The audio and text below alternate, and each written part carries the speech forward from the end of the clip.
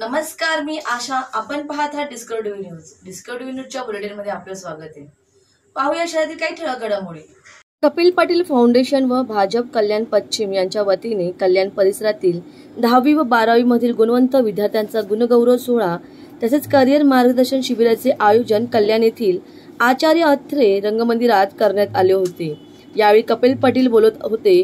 उपस्थित विद्यार्थ्यांना मार्गदर्शन करताना त्यांनी सांगितले की ज्या विद्यार्थ्यांना 90% पेक्षा जास्त गुण मिळाले आहेत ते मेडिकलला इंजिनिअरिंगला प्रवेश घेणार, परंतु ज्यांना 60% गुण मिळाले त्या विद्यार्थ्यांनी देखील स्वतःला कमी न समजता पुढे MPSC UPSCच्या परीक्षा देऊन कलेक्टर होऊ शकतात, असे कपिल पाटील यांनी विद्यार्थ्यांना सांगितले.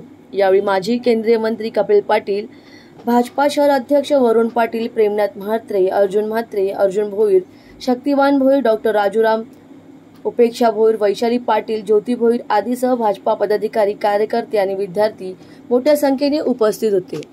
मला विचारायची गरज काय? मला त्याला तुझ्या पक्षाचं बघ, माझ्या पक्षाची तिकडे वाटू नको. आता लोकांनी आम्ही अजून काय बोलत नाही.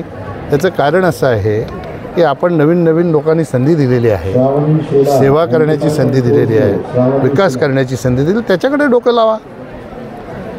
हे म्हणजे असा आहे की कपिल पाटलाचं नाव घेतल्याशिवाय ह्यांना TRP मिळत नाही असा प्रकार झालेला दिसतो. हे कारण नसताना, काही संबंध नसताना नाव घेणं हे चुकीचं आहे. आता तुम्हाला संधी दिले, काम करून दाखवा. 6 महिने घ्या, 8 महिने घ्या, वर्ष घ्या, त्याच्यानंतर आम्ही बोलू. आता लगेच आम्ही याच्यावर भाष्य करणार नाही की तुम्ही काय केलं. बरोबर? कोणीही नवीन लोकप्रतिनिधी झाला त्याला वेळ दिला पाहिजे. वेळ दिला. लोकांनी आपल्याला विकासाच्यासाठी निवडून दिलेला आहे. कशी निवडणूक लढा किंवा काय निवडणूक लढा तर माझी हिंमत कोणाला बघण्याची गरज नाही. माझ्यामध्ये प्रचंड क्षमता आणि ताकद आहे. मी काही कोणाच्या जोरावर आणि कोणाच्या भरोश्यावर निवडणुका लढायला जात नाही. मला माझ्या पक्षाने जर सांगितलं लढा तर 100% लढणार. मी काय ह्याची परवानगी पाहिजे का मला? म्हणून त्यांनी यापुढे वक्तव्य करताना थोडा विचारपूर्वक वक्तव्य करावं. आम्ही बोलतो का काही? ह्या 1.5 महिन्यात तुम्हाला कधी दिसलं का आम्ही वक्तव्य? मी तर त्याच्यावर भाष्य पण केलं नाही. आज तुम्ही विचारलं. माझ्या घरीही पत्रकार आले होते, मला विचारलं. मी सांगितलं मला एक लेवल मेंटेन ठेवायची आहे.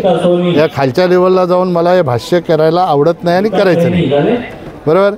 जनतेचा निर्णय आहे तो आम्ही मान्य केलेला आहे. आम्ही कुठे चिडून वक्तव्य केलं आहे का? मुद्दा असा आहे आता मला असं वाटायला लागलं की आम्ही हार पचवून 4 तारखेला रिझल्ट आला, 5 तारखेला कामाला लागलो. यांना अजून विजय पचवता येत नाही असं दिसायला लागलं मला. हे तुम्ही त्यांनाच विचारलं पाहिजे. बरोबर? तुम्हीच विचारलं पाहिजे ना. तुम्ही प्रश्न विचारले पाहिजे. पत्रकार फक्त एका बाजूने ऐकून विचारलं पाहिजे काय कशासाठी असं तुम्ही बोलता. कारण कोणाच्याही पक्षाला त्या पक्षाने उमेदवार एखाद्या व्यक्तीला दिली तर तो लढणारच आहे. The bureau report, discovery TV news. या होत्या डिस्कवरी TV न्यूज. तुम्हाला आमच्याशी संपर्क साधायचा असल्यास स्क्रीनवर दिलेल्या क्रमांकाशी संपर्क साधू शकतात.